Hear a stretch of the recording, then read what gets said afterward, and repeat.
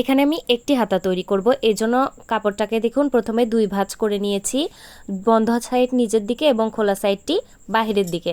দেওয়ার পর হাতার ঝুলের পরিমাণটা নিয়ে নিব। তো ওখানে আপনারা হাতার যে কাপ ডিজাইনটি নেবেন সেটির মাপ বাদেই নিতে হবে। তো এখানে আমি 16 ইঞ্চি পরিমাণ নিয়ে নিচ্ছি। তো এটা টিকবে 15 ইঞ্চি, আর ওখানে হাতার কাপের 3 ইঞ্চি পরিমাণ টিকবে, টোটাল 18 ইঞ্চি হাতা হবে।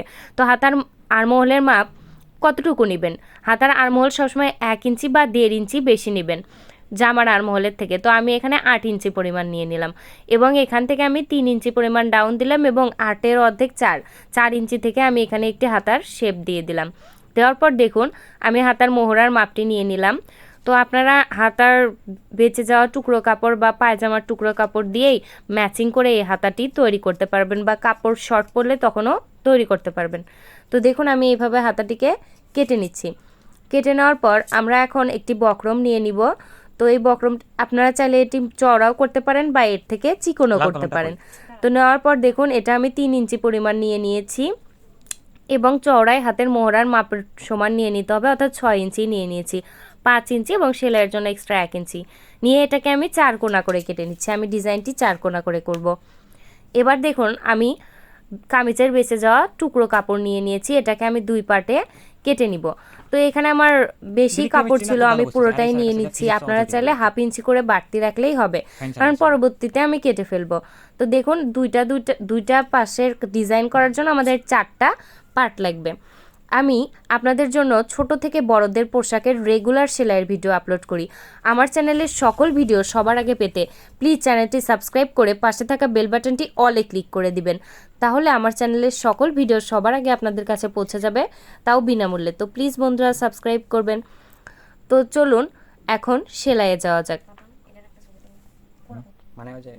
এবার একটি টুকরোকে সোজা সাইডে রেখেছি এবং আরেকটি টুকরোকেও সোজা সাইডে রেখেছি। মনে রাখতে হবে 2 সোজা দিক ভিতরে রেখেছি।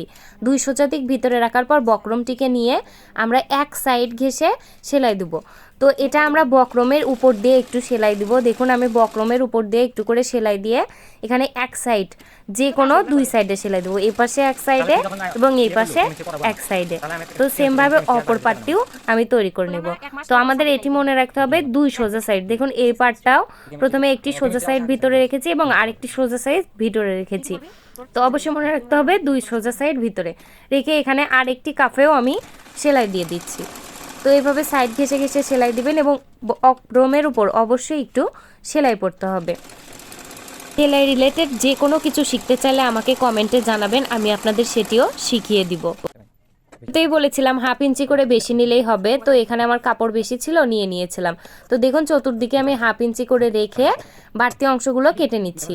তো আপনারা যদি কাপড় কম থাকে সেক্ষেত্রে শুধু 1/2 ইঞ্চি করেই বেশি রাখবেন, তাহলেই আনাম। তো দেখুন চতুর সাইডে আমি 1/2 ইঞ্চি করে রেখে কেটে নিচ্ছি। অবশ্যই খেয়াল রাখতে হবে সেলাই যেন না কাটে। এবার এটিকে জাস্ট উল্টিয়ে নিয়েছি। দেখুন আমাদের ডিজাইনটি তৈরি হয়ে গিয়েছে।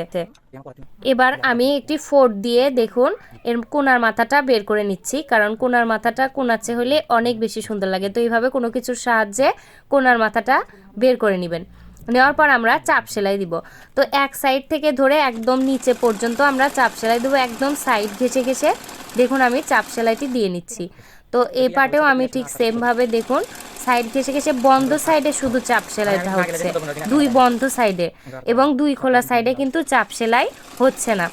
তো দেখুন আমি 2 বন্ধ সাইডে চাপ সেলাই দিয়ে নিলাম।